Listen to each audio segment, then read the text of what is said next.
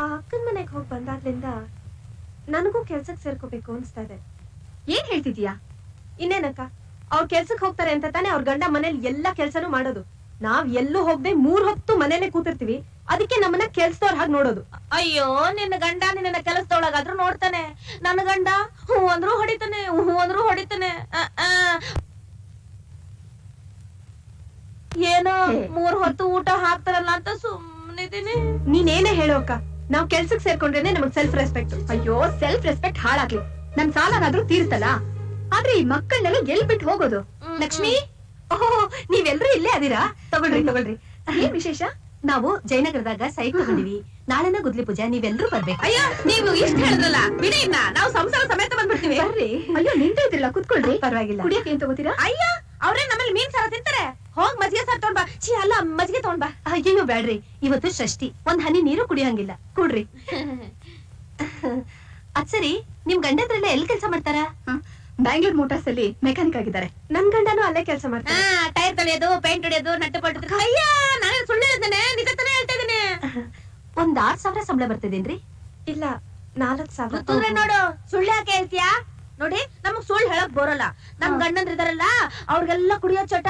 ಬರೋ ದುಡ್ಡಲ್ಲಿ ಕುಡಿದ್ಬಿಟ್ಟು ತಿಂದ್ಬಿಟ್ಟು ಮಿಗುತ್ತಲ್ಲ, 2,000 2,500 ತಗೊಂಬಂದ್ ಸಂಸಾರ ಮಾಡ್ತಾರೆ. ಅದು ಮಿಕ್ಕುದ್ರೆ ಇಲ್ದ್ರು ಅದು ಇಲ್ಲ ಅಷ್ಟೇ. ಹಂಗ? ನಾನ್ ನಿಮ್ ಹತ್ರ ನಾಚಿಕೆ ಬಿಟ್ಟು ಹೇಳ್ತಾ ಇದೀನಪ್ಪ. ನಮ್ ಮನೇಲಿರೋ ಎಲ್ಲಾ ಸಾಮಾನು ಇನ್ಸ್ಟಾಲ್ಮೆಂಟ್ ಅಲ್ಲಿ ತಂದಿದ್ದೆ. ನಾನ್ ತವ್ರ ಮನೆಯಿಂದ ತಂದಿರೋ ಈ ಒಂದು ತಾಳಿ ಬಿಟ್ರೆ ನಾನ್ ಹತ್ರ ಇರೋದೆಲ್ಲ ಉಮಾಗೋಲ್ಡೆ.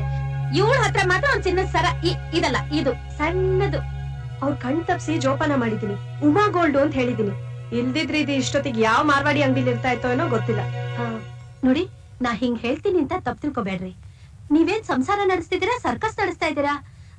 ನೀವ್ ಯಾವ ಪ್ಲಾನಿಂಗು ಇಲ್ದ ಹಿಂಗ್ ಸಂಸಾರ ಮಾಡ್ತಿದ್ರ ಮುಂದೆ ನೀವು ತುಂಬಾ ಕಷ್ಟ ಪಡ್ಬೇಕಾಗ್ತದ. ಮುಂದೇನು, ಈಗ್ಲೇ ಕಷ್ಟ ಪಡ್ತಿದೀವಿ. ನೋಡ್ರಿ, ಈಗ ನನ್ ಫ್ಯಾಮಿಲಿನೇ ತಗೊಳ್ರಲ್ಲ.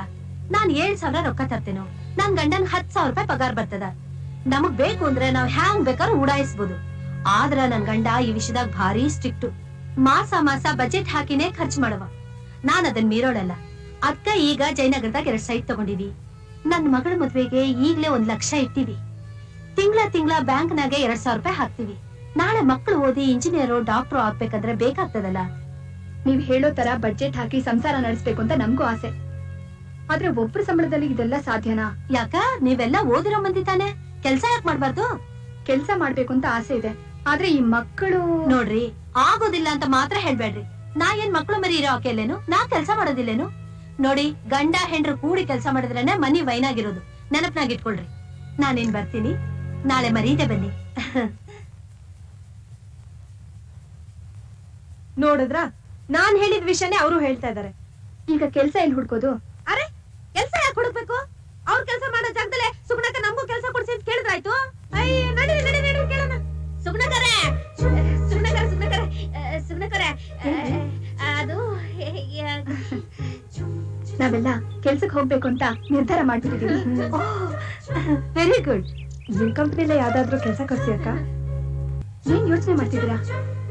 ನೀವು ಬರೋಬ್ಬರಿ ಕೆಲ್ಸ ಮಾಡ್ತೀರಲ್ಲ? ಸರಿ, ನಾನ್ ನಾಳೆನೆ ನಮ್ಮ ಆಫೀಸಾಗ ಮಾತಾಡ್ತೀನಿ.